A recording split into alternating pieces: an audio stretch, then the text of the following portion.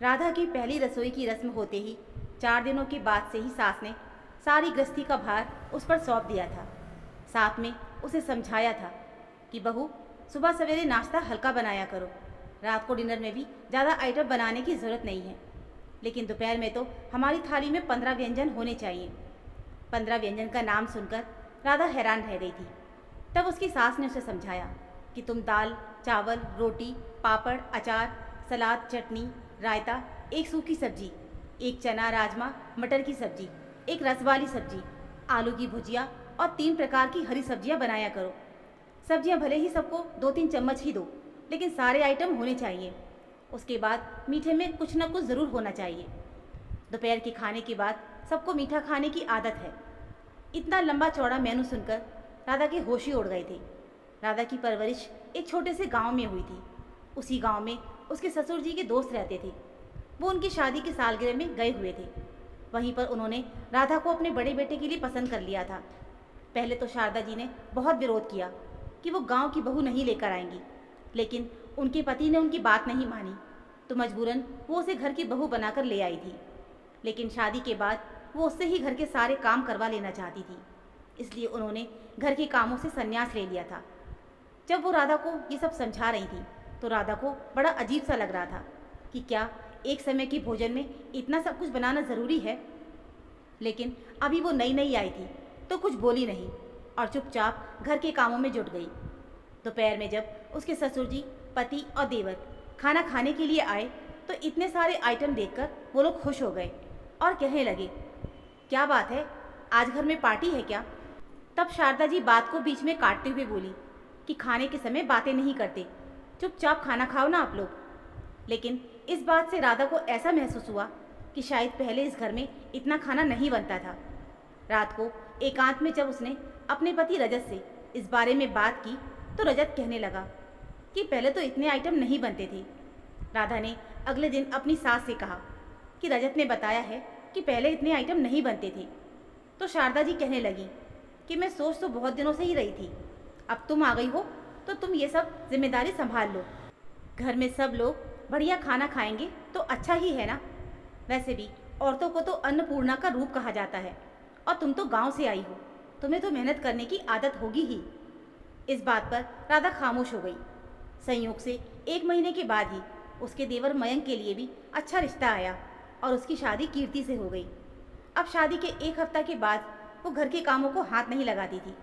वो देख रही थी कि गांव से आई हुई जेठानी का घर में ज़्यादा मान सम्मान नहीं है और सास उससे कितना सारा काम करवाती है, तो वो भी उसे ही ऑर्डर मारने लगी थी। सास और देवरानी दोनों मिलकर उस पर हुक्म झाड़ती थी, तो राधा को ये बात ज़रा भी हजम नहीं होती थी और उसे लगता था कि घर में दोनों बहुओं का दर्जा बराबरी का होना चाहिए।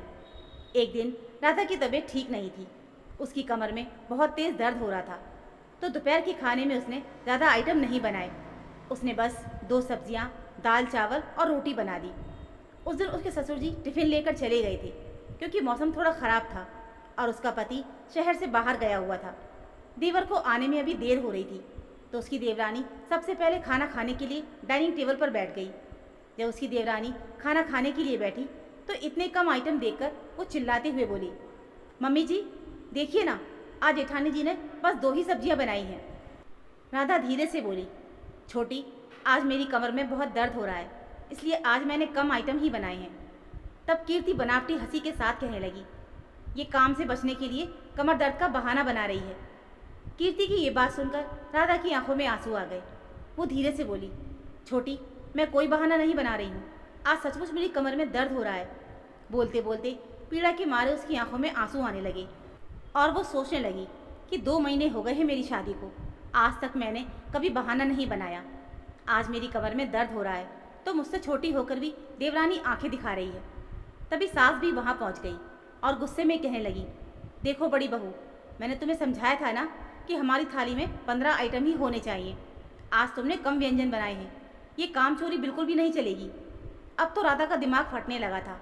वो विरोध करते हुए बोली, लेकिन मम्मी जी, केवल मैं ही इस घर की बहू नहीं हूँ, आप छोटी को क्यों नहीं बोलती कि वो भी रसोई में मेरी मदद कर दिया करे। इतने सारे व्यंजन अकेले बनाते बनाते मेरी हालत ख़राब हो जाती है, फिर भी मैं सब कुछ मैनेज करने की कोशिश करती हूँ। लेकिन आज मेरी कमर में दर्द हो रहा था इसीलिए उसकी सास उसकी बात को बीच में काटते हुए बोली, देखो तुम इस घर की बड़ी बहू हो तो तुम्हारी जिम्मेदारी ज़्यादा बनती है। वैसे भी छोटी बहू तो अभी नई नई आई है। राधा गुस्से से भर उठी और कहने लगी, कितनी नई आई है? 2 महीने पहले मैं आई हूँ और 1 महीने पहले ये आई है। इसे भी आप थोड़े बहुत काम करने के लिए क्यों नहीं कहती हो? आप दोनों मिलकर मुझ पर हुक्म झाड़ती हो। हर बात में मुझे ताने मारती हैं कि मैं गांव से आई हूँ तो मुझे काम करने की आदत होनी चाहिए। अरे अगर ऐसा ही था तो आप छोटी बहू भी गांव से ही लेकर आती और उससे भी काम करवाने के लिए कहती। ये भी इस घर की ही बहू है तो इसे भी बराबर की जिम्मेदारी निभानी होगी। मैं अब अकेले इतना सारा काम नहीं करूँगी। इतना कहकर राधा रोते हुए अपने कमरे में चली गई। सास और देवरानी दंग रह गई। वो लोग तो सोचती थी कि राधा गांव से आई है तो वो उसे दबाकर सारे काम करवा लेंगी, लेकिन आज तो राधा खुलकर विरोध में आ गई थी। राधा अपने रूम में गई और अपने दोपहर का खाना भी नहीं खाया। शाम को जब उसके ससुर जी घर आए तब वो अपने कमरे से बाहर निकली और उन्हें सारी बातें बताते हुए कहने लगी, पापा जी मैं अब अकेले इतना सारा काम नहीं करूँगी। ये सब सुनकर अशोक जी गुस्से से उठकर खड़े हो गए और अपनी पत्नी को आवाज़ लगाते हुए बोले, भाग्यवान जरा यहाँ तो आना। शारदा जी पति की तेज आवाज़ सुनकर घबराई हुई हॉल में आई तो अशोक जी कहने लगे, ये सब क्या चल रहा है घर में? हम 2 बहुओं को घर में लाए हैं तो घर संभालने की जिम्मेदारी दोनों की बनती है। आप केवल बड़ी बहू से सारा काम क्यों करवा रही थी? अब शारदा जी क्या बोलती। वो धीरे से बोली, दरअसल छोटी बहू को कुछ काम करना नहीं आता है, बस इसलिए। तो वो कहने लगे, तो तुम उसे कोई काम करने ही नहीं दोगी तो वो काम सीखेगी कैसे? अगर यही हाल रहा तो मैं दोनों बहुओं को गृहस्थी अलग कर दूंगा, नहीं तो तुम देखो कि कैसे मिलजुल कर घर के काम संभाले जाएं। केवल बड़ी बहू पर सारी जिम्मेदारी डालना अच्छी बात नहीं है। शारदा जी सर झुकाकर सुनती रहीं।